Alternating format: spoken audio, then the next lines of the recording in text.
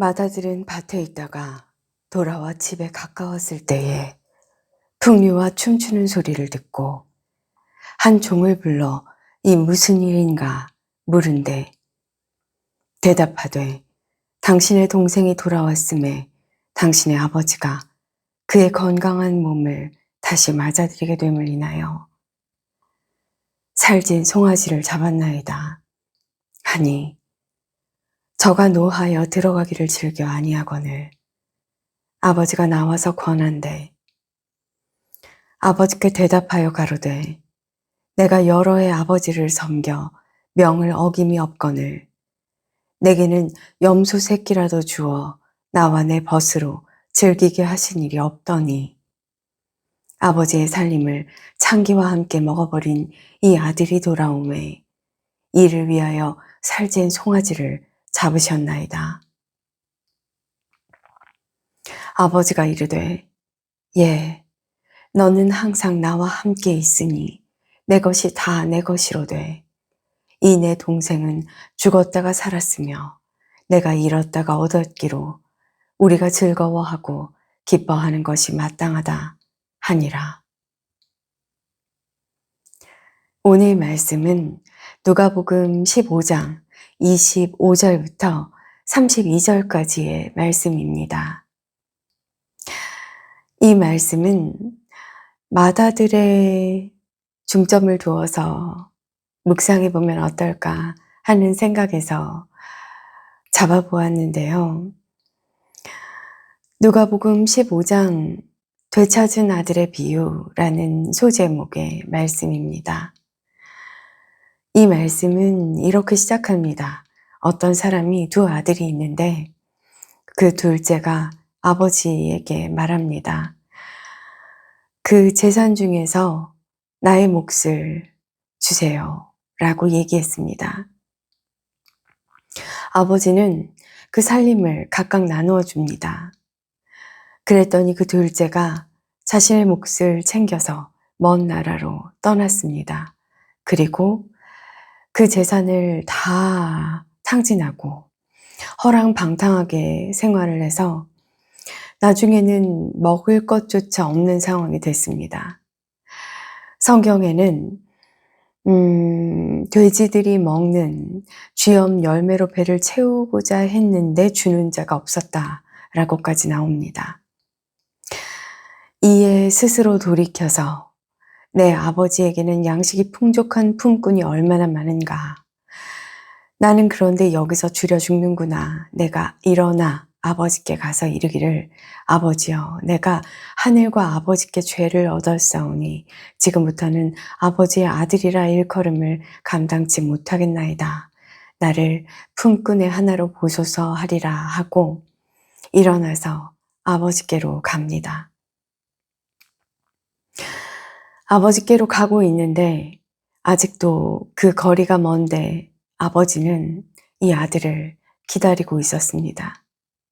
그래서 그 멀리서 오는 아들을 알아보고는 가서 목을 안고 입을 맞추고 그리고 좋은 옷을 내어 입히고 그리고 가락지를 끼우고 신발을 신기라 라고 이야기를 합니다. 그리고 살찐 송아지를 잡아서 우리 함께 먹고 즐기자 라고 이야기했습니다.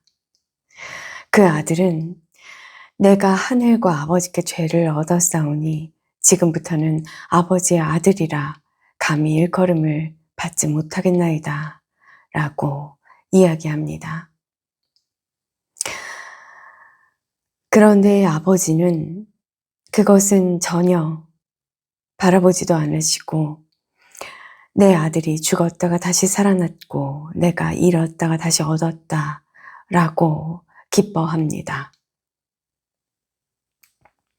그런데 오늘 묵상할 부분 맏아들이 나타납니다. 밭에서 있다가 돌아와서 집에 가까이 왔을 때 풍류 소리가 들리고 춤추는 소리가 들려서 한 종에게 묻습니다. 무슨 일이 있냐라고 물었더니 당신의 동생이 돌아왔다. 그래서 아버지가 너무 기뻐서 살찐 송아지를 잡고 이렇게 연회를 여는 것이다 라고 이야기해 줍니다. 그런데 이 맏아들이 화가 났습니다. 아버지가 함께 들어가자 라고 이야기를 했더니 아버지에게 이렇게 말합니다. 내가 여러 해 아버지를 섬겨 당신의 명을 어김이 없었다. 그런데 내게는 염소 새끼라도 주어서 나와 내 벗으로 함께 즐기게 한 적이 없더니 저 말도 안 되는 아주 폐륜에 가까운 일을 저지른 저 아들이 돌아오자 어찌 살찐 송아지를 잡을 수 있느냐 이렇게 말합니다. 아버지께서는 너는 항상 나와 함께 있어서 내 것이 다 내 것인데 무슨 말을 하느냐. 내 동생은 죽었다가 살았고 내가 잃었다가 얻었기로 우리가 함께 즐거워하는 것이 마땅하다. 기뻐하자. 이렇게 이야기해 줍니다. 아버지는 아주 큰 사랑을 보여줍니다. 그 폐륜을 저지른 둘째 아들에게는 아무것도 묻지 않고 그 살아 돌아온 것에 기뻐서 큰 사랑으로 안아줍니다. 둘째 아들은 그 모습을 보고 더 할 말이 없어집니다. 자신의 죄가 더 밝히 보이고 그리고 하늘과 아버지께 죄를 지었다. 나는 더 이상 아들이라 불림을 감당할 수 없다. 라고 고백합니다. 맏아들은 그 모습을 보면서 자신만 생각합니다. 내가 아버지께 거역한 명이 없고 그리고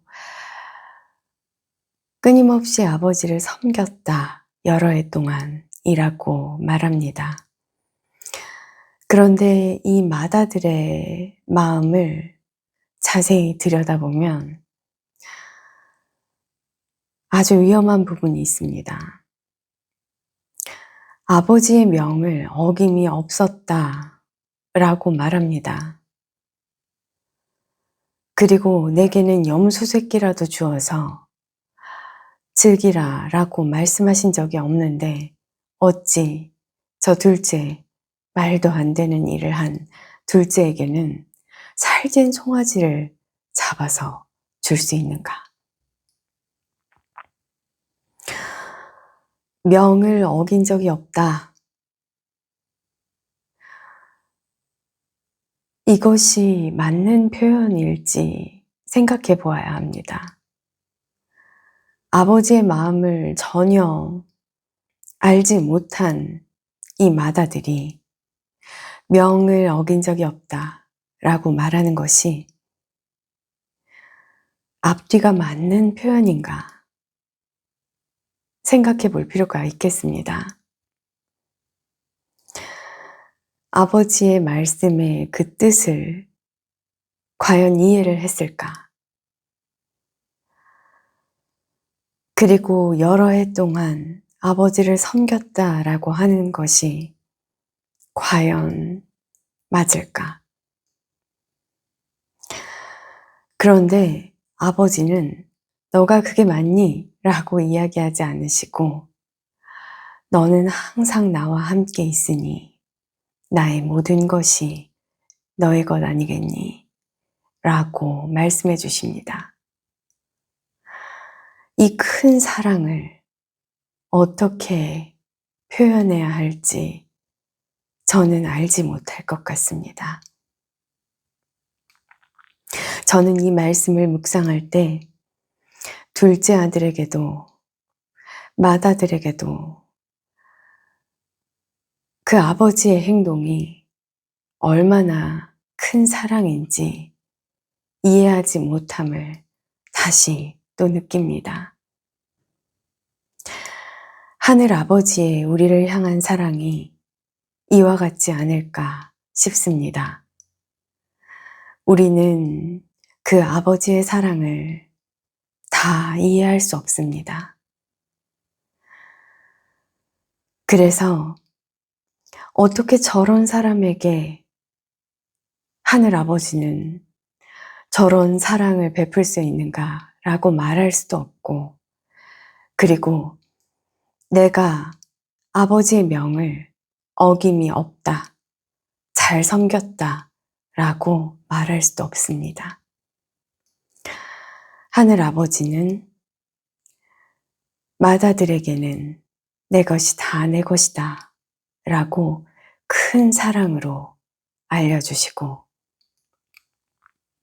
둘째 아들에게는 이미 너가 너의 잘못을 잘 알고 있으니 내가 너에게 할 말이 없고, 그리고 그저 안아주는 것, 그것밖에는 없다 라고 말씀해 주시는 듯 합니다. 둘째 아들이 자신의 잘못을 용서받았다고 기뻐서 다른 사람들에게 말하고 다녔을까요? 아마도 평생을 자신이 아버지에게 한 일을 잊지 못하며 그 큰 사랑을 마음 깊숙이 새겨서 아무 말 없이 아버지의 사랑을 어떻게 실천할 수 있을까, 내 삶 속에서 이렇게 조용히 생각하면서 살았을 것 같습니다.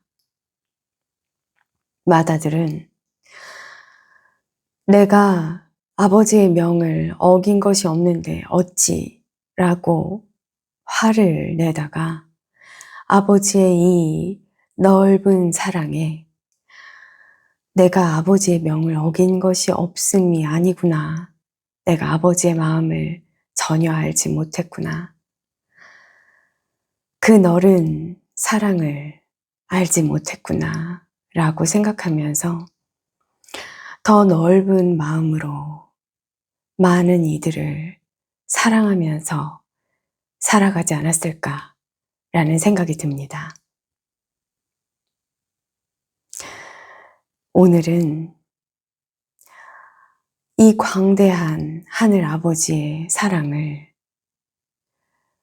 또 새롭게 느끼는 그런 고요한 밤을 보내시면 어떨까 싶습니다. 우리는 그 하늘 아버지의 사랑을 다 알지 못합니다. 아마 평생을 가도 다 알 수 있을까 잘 모르겠습니다. 그 광대한 사랑, 그리고 그 끝없는 용서를 오늘도 느껴보시는 그런 저녁 시간이 되셨으면 좋겠습니다.